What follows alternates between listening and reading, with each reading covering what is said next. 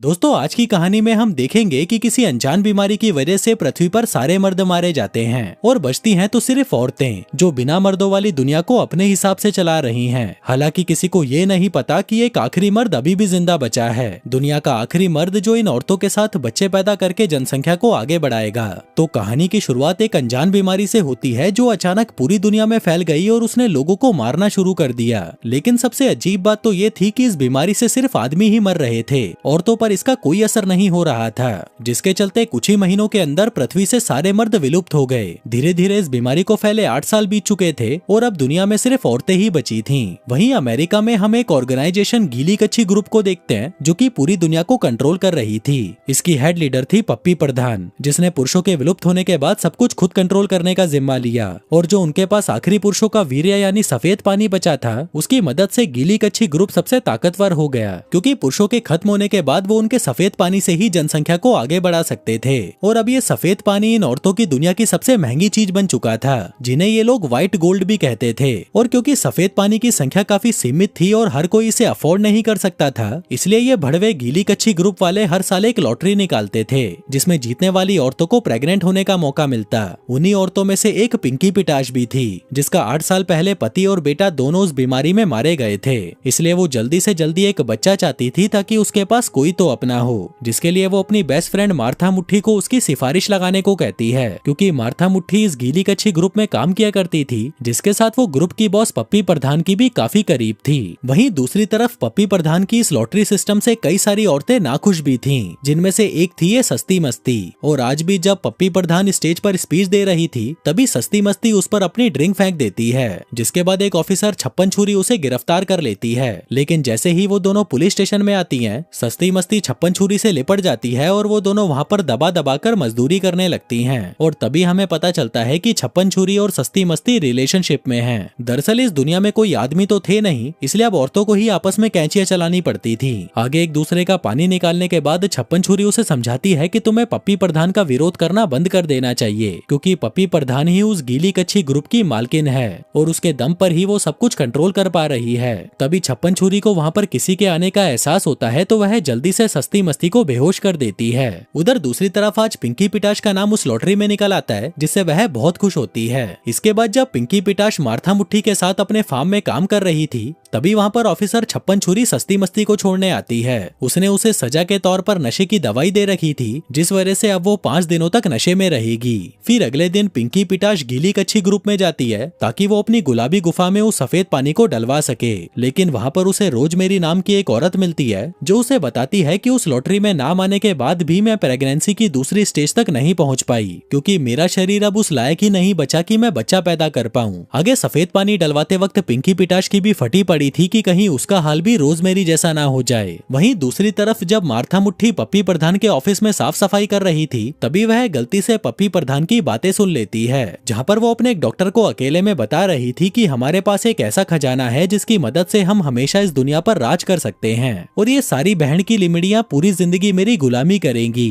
लेकिन तभी वो वहाँ पर मार्था मुट्ठी को देख लेती है, जिसके बाद वो डॉक्टर को बाहर भेजकर उसे धमकाने लगती है। कहती है कि अगर आज के बाद तूने कभी भी मेरी पर्सनल बातें सुनी तो मैं तेरी घुंघराली झांटों में आग लगा दूंगी। वहीं 5 दिन पूरे होने के बाद सस्ती मस्ती भी अब नॉर्मल हो चुकी थी, जिसके बाद वो बाहर अपने दोस्तों से मिलने चली जाती है। फिर शाम को जब पिंकी पिटाश और मार्था मुट्ठी घर वापस आती हैं, तो वह देखती हैं कि सस्ती मस्ती कहीं भी नहीं थी, जो देखकर उन दोनों की फटने लगती है कि कहीं ये बहन की लिमड़ी कोई गड़बड़ी ना कर दे। जिसके बाद वो दोनों जल्दी से गाड़ी लेकर उसे ढूंढने निकल जाती हैं। लेकिन तभी जल्दबाजी में कोई उनकी गाड़ी से टकरा जाता है। वो दोनों डरती हुई बाहर निकलती हैं कि कहीं उन्होंने सस्ती मस्ती को तो नहीं ठोक दिया, पर तभी सस्ती मस्ती उनके पीछे से वहाँ पर आती है और पूछती है कि क्या हुआ। जिसके बाद वो तीनों जैसे ही उस इंसान को देखती हैं, तो उन्हें अपनी आंखों पर यकीन ही नहीं होता, क्योंकि वहाँ पर एक आदमी था। अब वो तीनों उसे जल्दी से उठाकर अपने पीछे वाले बाड़े में ले जाती हैं और उसका इलाज करने लगती हैं, ताकि ज्यादा खून बहने की वजह से वो मारा ना जाए। वहीं मार्था मुट्ठी उस आदमी को देखकर कहती है कि हमें गीली कच्छी ग्रुप में इसकी रिपोर्ट करनी चाहिए, लेकिन बाकी दोनों उसे ऐसा करने से मना कर देती हैं, क्योंकि उन्हें पता था कि पप्पी प्रधान बहुत लालची सच्ची औरत है और वो इस आदमी को तब तक नहीं छोड़ेगी जब तक उसके पास इसके सफेद पानी की आखिरी बूंद नहीं आ जाती।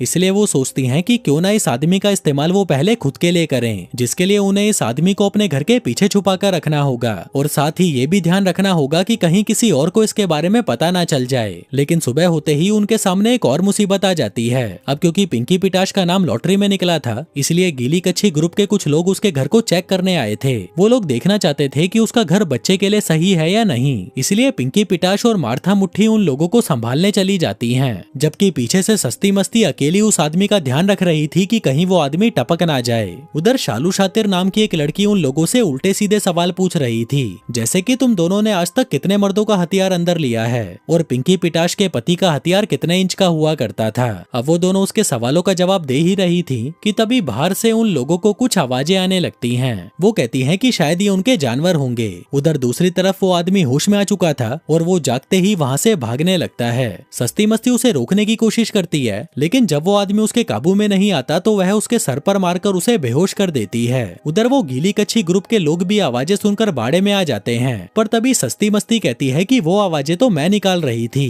जिसके बाद वो लोग वहाँ से चले जाते हैं। अब कुछ देर बाद उस आदमी को फिर से होश आता है, जहाँ अब सस्ती मस्ती ने उसे कुर्सी से बांध दिया था ताकि वो वहाँ से भागने की कोशिश ना करे। वो उसे पूछती है कि तुम कौन हो और सारे आदमी तो मर गए थे ना, तो तुम जिंदा कैसे बच गए। तभी वो आदमी अपना नाम भगोड़ी लाल बताता है। वो कहता है कि देख कुतिया, मुझे अभी यहाँ से निकलना होगा वरना मेरे टट्टे जाम हो सकते हैं। पर तभी सस्ती मस्ती कहती है कि तुम मेरे सवालों के जवाब दिए बिना कहीं नहीं जा सकते। दूसरी तरफ जब पिंकी पिटाश डॉक्टर के क्लिनिक में जाती है तो उसे एक बुरी खबर मिलती है कि वो कभी भी माँ नहीं बन सकती। इसलिए वो रोते हुए मार्था मुट्ठी को कॉल करती है और उसे उसकी सिफारिश लगाने को कहती है, जिस पर मार्था उसे प्रॉमिस करती है कि वह जरूर कोशिश करेगी। जिसके बाद वो पप्पी प्रधान के पास जाकर उससे रिक्वेस्ट करती है कि प्लीज आप पिंकी पिटाश की रिपोर्ट फिर से देखो, क्योंकि मेरे हिसाब से वो एक परफेक्ट कैंडिडेट है और उसकी रिपोर्ट में जरूर कोई गलती हुई होगी। फिर कुछ देर तक उस रिपोर्ट की इंस्पेक्शन करने के बाद पप्पी प्रधान मार्था से कहती है कि तुम जाकर अपनी दोस्त को कह दो कि वह कभी माँ नहीं बन पाएगी, इसलिए वो अब इस बारे में भूल जाए। उधर पिंकी पिटाश को एक दूसरी डॉक्टर से पता चलता है कि उसकी बॉडी तो एकदम नॉर्मल है, लेकिन ऊपर कोई ऐसा है जो नहीं चाहता कि वो माँ बने।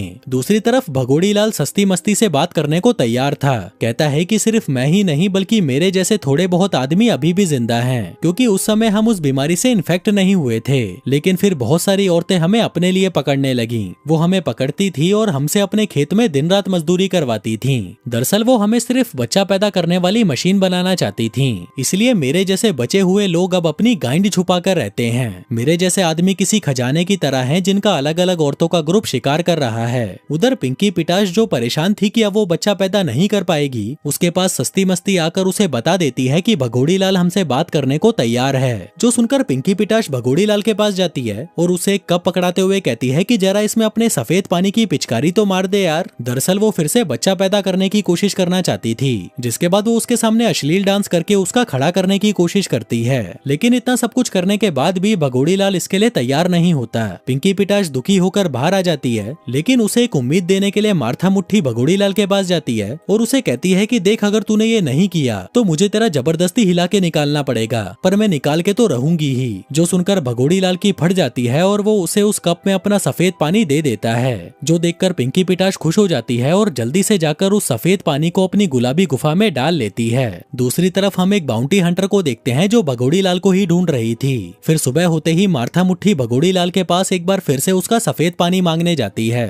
पर तभी भगोड़ी लाल उससे कहता है कि अगर तुम लोग मुझसे यही चाहते हो तो पहले तुम्हें मुझे अच्छी तरह ट्रीट करना होगा, मुझे खिलाना पिलाना होगा, नहलाना होगा और कभी कभी मेरे लुल्ले को भी हिलाना होगा। मार्था मुट्ठी उसकी बात मान जाती है और उसे अपने घर के अंदर नहलाने ले जाती है। फिर नहाने के बाद वो उसे नए कपड़े पहनने को देती है, पर क्योंकि इस दुनिया में आदमी तो थे नहीं तो उनके कपड़े भी नहीं थे, इसलिए भगोड़ी लाल को लड़कियों के ही कपड़े पहनने पड़ते हैं। जिसके बाद भगोड़ी लाल दूसरी बार भी उसे अपना सफेद पानी दे देता है। फिर कुछ देर बाद सस्ती मस्ती भगोड़ी लाल के पास आती है और उसे अच्छा सा खाना देकर उसके साथ दोस्ती करने लगती है। जिसके बाद वो दोनों दबाकर दारू पीते हैं और नशे में भंड हो जाते हैं। जिस दौरान भगोड़ी लाल चालाकी से अपनी रस्सियां खोलकर वहां से भागने की कोशिश करता है, लेकिन उसके पैर की चोट की वजह से वह ज्यादा दूर तक चल नहीं पाता और उसे फिर से वापस आना पड़ता है। आगे वो सस्ती मस्ती को बताता है कि एक आदमी मुझे एक सीक्रेट जगह पर आने को कह रहा था जहाँ पर उसका एक सुरक्षित बंकर है। मैं अपने दोस्त के साथ वहाँ पर ही जा रहा था, लेकिन उसे पकड़ लिया गया और अब मेरे पास सिर्फ एक सिम कार्ड ही बचा है जिस पर उस जगह की लोकेशन बताई जाएगी। जाएगी।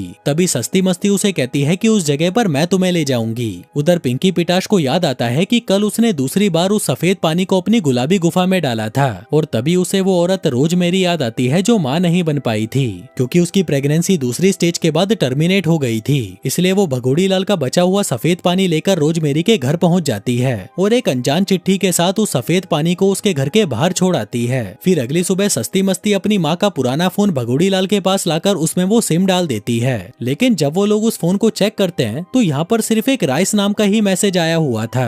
वहीं ऑफिस में मार्था मुट्ठी नोटिस करती है कि जो सफेद पानी पिंकी पिटाश रोजमेरी के घर के बाहर छोड़कर गई थी उसे रोजमेरी उठाकर पप्पी प्रधान के पास ले आई। लेकिन पप्पी प्रधान को लग रहा था कि शायद वो ये सफेद पानी यहाँ से चुरा रही थी, इसलिए उसे कड़ी से कड़ी सजा दी जाती है, जो देखकर मार्था की फट जाती है और वो जल्दी से पिंकी पिटाश को फोन करके उसे सारी बात बताती है। इसके बाद जब वह घर पर आती है तो वो देखती है कि यहाँ पर गीली कच्छी ग्रुप के ऑफिसर्स तलाशी लेने आए हुए थे। वो तीनों जल्दी से भगोड़ी लाल को अपने साथ पीछे छुपाने लगते हैं, जिस दौरान मार्था मुट्ठी पिंकी पिटाश पर चिल्लाती भी है कि तुम्हें वो सफेद पानी रोजमेरी के घर के बाहर नहीं छोड़ना चाहिए था। लगता है कि पप्पी प्रधान को शक हो गया है कि बाहर जरूर कोई मर्द है। इसी दौरान भगोड़ी लाल की सिम पर एक अननोन नंबर से कॉल आता है और उसे फाइनली उस सुरक्षित जगह की लोकेशन मिल जाती है। लेकिन वहीं दूसरी तरफ वो लोकेशन उस बाउंटी हंटर को भी मिल जाती है, जिसके बाद वो उस लोकेशन की तरफ निकल पड़ती है। यहाँ वो चारों भी मार्था मुट्ठी की कार में उस लोकेशन तक पहुंच चुके थे, लेकिन यहाँ पर तो कोई था ही नहीं। वो लोग वेट करने लगते हैं कि शायद कोई तो भगोड़ी लाल को लेने आएगा, लेकिन जब 5 घंटे के इंतजार करने के बाद भी वहाँ पर कोई नहीं आता, तब भगोड़ी लाल और सस्ती मस्ती मूतने के लिए कार से बाहर निकल जाते हैं। पर तभी उन्हें वो बाउंटी हंटर अपनी ओर आती हुई दिखाई देती है, जो देखकर वो दोनों जल्दी से कार में बैठकर वहाँ से दूर जाने लगते हैं। कहते हैं कि ये भीसड़ी वाली हमारे पीछे क्यों पड़ी है। उधर भगोड़ी लाल को कुछ समझ नहीं आ रहा था कि इसे हमारी लोकेशन पता कैसे चली। जिसके बाद वो लोग भागते हुए एक मेले में चले जाते हैं और भगोड़ी लाल को बाकी औरतों से बचाने के लिए वो चारों उसे पूरी तरह से कवर कर लेती हैं, क्योंकि अगर किसी भी औरत ने भगोड़ी लाल को देख लिया तो वो सभी उसके लिए तुरंत घोड़ी बन जाएंगी। जिसके बाद वो उसे एक मैस्कॉट का ड्रेस पहनाकर उसे भीड़ से दूर ले जाने लगती हैं। तभी पिंकी पिटाश को अचानक उल्टियां होना शुरू हो जाती हैं, जिसका मतलब था कि वह फाइनली प्रेग्नेंट हो गई है। वहीं मेले में मार्था मुट्ठी को उसके ऑफिस की लड़कियां पहचान लेती हैं और उसे भी उसके साथ काम करने के लिए कहती हैं। लेकिन इसी बीच वो देखती है कि वो बाउंटी हंटर भगोड़ी लाल को ढूंढते हुए यहाँ पर भी आ चुकी है। उधर भगोड़ी लाल भागकर एक मिरर हाउस में छुप जाता है और वो तीनों उसे बचाने के लिए उसके पीछे जाती हैं। लेकिन वहाँ पहुँचने के बाद वो तीनों खुद ही खो जाती हैं। वहीं पिंकी पिटाश तो बहुत खुश थी कि वह भगोड़ी लाल की वजह से प्रेग्नेंट हो गई थी, पर तभी वो हंटर भगोड़ी लाल को पकड़कर बेहोश कर देती है और उसे उठाकर अपने साथ ले जाती है। अब उन तीनों को कैसे भी करके भगोड़ी लाल को बचाना था, इसलिए पहले तो वो बहुत ही मुश्किल से उस मिरर हाउस से बाहर निकलती हैं और बाहर आकर देखती हैं कि वो हंटर भगोड़ी लाल को अपनी गाड़ी में पटककर वहाँ से भाग रही थी, जो देखकर पिंकी पिटाश सबसे पहले भागकर उस हंटर की गाड़ी में छुप जाती है, जबकि पीछे से सस्ती मस्ती और मार्था मुट्ठी उन्हें अपनी गाड़ी से फॉलो कर रही थी। उधर पिंकी पिटाश हंटर की गाड़ी में किसी काम की चीज को ढूंढने लगती है, जिसके इस्तेमाल से वो हंटर पर वार करके भगोड़ी लाल को छुड़ा सके, जहाँ उसे कुछ बेहोशी वाले इंजेक्शन मिल जाते हैं। थोड़ी देर बाद हंटर एक ऑयल स्टेशन पर गाड़ी रोककर भगोड़ी लाल को अपने साथ अंदर ले जाने लगती है और तभी पिंकी पिटाश एक फावड़ा उठाकर भगोड़ी लाल को बचाने जाती है, जिस दौरान वो काफी सारे बेहोशी वाले इंजेक्शन हंटर की ओर फेंकती है, जिसमें से एक उसे सही जाकर लगता है और वह बेहोश हो जाती है। जिसके बाद पिंकी पिटाश भगोड़ी लाल को हंटर की गाड़ी में डालकर उसे वापस ले जाने लगती है, जिसके साथ ही वो उसे ये भी बताती है कि लौंडे तेरी वजह से मैं प्रेग्नेंट हो गई हूँ, मान गई भाई तेरी पिचकारी में बहुत दम है। जिसके बाद वो चारों एक नदी के पास जाकर इकट्ठा होते हैं। वो लोग हैरान थे कि वो हंटर भगोड़ी लाल को बेहोश करके कहाँ ले जा रही थी। जिसके बाद वो सभी वापस से उस सुरक्षित जगह पर जाने लगते हैं, लेकिन थोड़ा आगे जाते ही उन्हें गीली कच्छी ग्रुप के गार्ड्स आकर पकड़ लेते हैं। दरअसल ये सब किया कराया मार्था मुट्ठी का था और उसने ही पप्पी प्रधान को भगोड़ी लाल के बारे में सब कुछ बता दिया था। आगे पप्पी प्रधान मार्था मुट्ठी से बहुत खुश होती है और उसे बदले में एक फैंसी कमरा देती है। उधर सस्ती मस्ती और पिंकी पिटाश को एक पुराने कमरे में बंद कर दिया जाता है। सस्ती मस्ती पप्पी प्रधान से कहती है कि पिंकी पिटाश प्रेग्नेंट है, लेकिन पप्पी प्रधान को इससे कोई फर्क नहीं पड़ता और वह उनसे कहती है कि अब तुम्हें हमेशा यहीं बंद रहना पड़ेगा। थोड़ी देर बाद जब ऑफिसर 56 छुरी उन्हें लेने आती है तो वह काफी दुखी थी, क्योंकि उसने कई बार सस्ती मस्ती को समझाया था कि वह पप्पी प्रधान के खिलाफ ना जाए, लेकिन सस्ती मस्ती कहती है कि मैं कभी भी गलत का साथ नहीं दूंगी। उधर नीचे भगोड़ी लाल के मिलने की खुशी में पार्टी चल रही थी। तभी वहाँ पर मार्था मुट्ठी भी आती है, जो एक फैंसी ड्रेस में थी। हालांकि उसे काफी बुरा लग रहा था कि उसे अपने दोस्तों को ही धोखा देना पड़ा। उधर भगोड़ी लाल जिसको बांध कर रखा गया था, वो मार्था को देखकर उसे गालियां गालियां देने लगता है। कहता है कि भीड़ की लिमंडी तेरी जैसी दोस्त से तो दुश्मन अच्छे हैं। तभी वहाँ पर पप्पी प्रधान आती है और कहती है कि क्यों ना हम सभी मिलकर भगोड़ी लाल से उसका सफेद पानी हासिल करें, जिसके लिए तुम सभी को मिलकर भगोड़ी लाल का खड़ा करना पड़ेगा। लेकिन जब भगोड़ी लाल इसके लिए तैयार नहीं होता तब वह सभी औरतें मिलकर उस पर टूट पड़ती हैं और उसके साथ जबरदस्ती करने लगती हैं। वहीं पीछे से ऑफिसर छप्पन छुरी सब कुछ देख रही थी कि भगोड़ी लाल के साथ कितना गलत हो रहा है। तभी पप्पी प्रधान मार्था को ऑर्डर देती है कि चल इसका सामान हिला और इसकी गाड़ी मलाई निकाल। लेकिन अब तक मार्था को भी गुस्सा आ चुका था और वह पप्पी प्रधान पर चिल्लाने लगती है।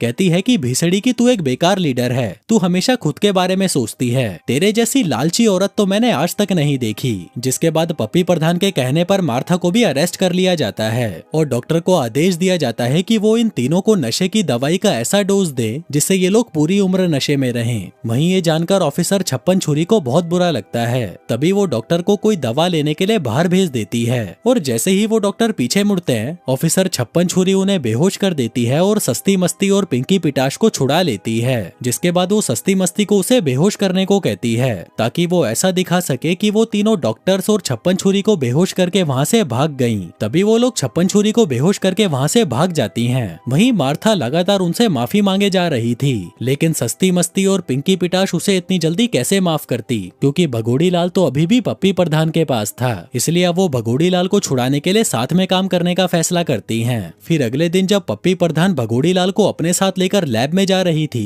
तभी उसके सामने गाय आ जाती है और उसे गाड़ी रोकनी पड़ती है और इसी चीज का फायदा उठाकर मार्था पहले तो पप्पी प्रधान को बेहोश करती है और फिर सस्ती मस्ती भगोड़ी लाल को छुड़ाने लगती है। लेकिन तभी पप्पी प्रधान को होश आ जाता है और वो भगोड़ी लाल पर गन पॉइंट कर देती है, पर तभी वो तीनों भगोड़ी लाल को बचाने के लिए उसके सामने आ जाती हैं। जिस दौरान मार्था पप्पी प्रधान के हाथ पर काटकर उसकी गन नीचे गिरा देती है और जल्दी से उसे फिर से बेहोश कर देती है। लेकिन तभी भगोड़ी लाल उनके पीछे से भाग जाता है और वो सुरक्षित जगह पर जाने लगता है, पर वहाँ जाकर वो देखता है कि बिल्डिंग के सभी दरवाजे बंद होते हैं। लेकिन तभी उसके चेहरे को डिटेक्ट करके एक दरवाजा खुल जाता है जिसके अंदर पहले भगोड़ी लाल जाता है और उसके पीछे बाकी तीनों लड़कियां भी आ जाती हैं। वहीं उन सबको देखकर हंटर भी वहाँ पर आ जाती है, जिस पर वो तीनों हंटर से कहती हैं कि प्लीज भगोड़ी लाल को जान से मत मारो। तभी हंटर उन्हें कहती हैं कि अब एक गाइंड की अंधियों में भगोड़ी लाल की रक्षा करने आई हूँ। वो बताती है कि मैं तो दुनिया के बचे हुए आखिरी मर्दों को बचाने का काम करती हूँ। दरअसल मर्दों को एक झूठा मैसेज भेजा जाता है कि ये एक सुरक्षित जगह है, पर असलियत में तो ये उन्हें पकड़ने के लिए एक जाल है। मैं तो शुरू से ही भगोड़ी लाल को यहाँ पर आने से रोक रही थी, पर तुम लोगों ने मुझे कुछ भी समझाने का मौका ही नहीं दिया। इसी दौरान वहाँ पर बेहोशी वाली गैस छोड़ दी जाती है, इसलिए हंटर भगोड़ी लाल और बाकी लड़कियों को वेंटिलेशन वेंट में घुसाकर बाहर निकाल देती है।